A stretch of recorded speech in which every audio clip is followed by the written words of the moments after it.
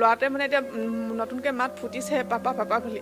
আৰু যেতিয়া মোৰ বেলেগৰ ল'ৰাই বাপেকে লৈ থাকে মোৰ মানে তেতিয়া ল'ৰাটোলৈ মনত পৰে মানে যে বৰ্তমান সময়ত সমগ্ৰ অসমতে বাহিৰলৈ পৰিছে এইহাল প্ৰেমিক প্ৰেমিকা।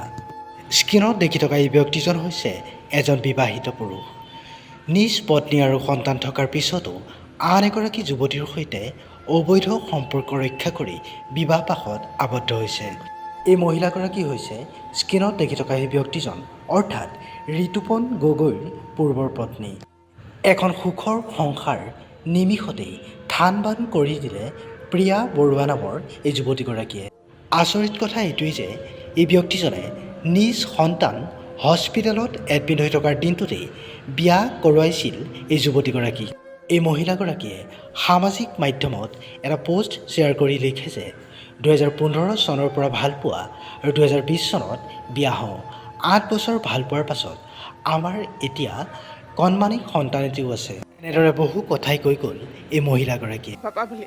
আৰু যেতিয়া মোৰ বেলেগৰ ল'ৰাই বাপেকে লৈ থাকে মোৰ মানে তেতিয়া ল'ৰাটোলৈ মনত পৰে মানে যে ইওতো এতিয়া থাকিলেহেঁতেন ন, প্ৰিয়া বৰুৱা আমাৰ মাজত যেতিয়া নাহিলেহেঁতেন তেতিয়া সিও বাপেকৰ কোলা তেনেকৈ থাকিলেহেঁতেন।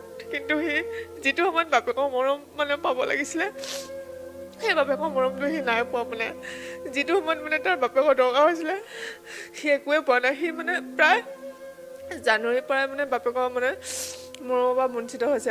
এবছৰ হ'ল কিন্তু তাৰ এনেকুৱাই কৰিলে প্ৰিয়া বৰুৱাই মানে তাৰ মোৰ ল'ৰাটোৰ ফাৰ্ষ্ট বাৰ্থডেটো মানে প্ৰিয়া বৰুৱাই পাতিব নিদিলে।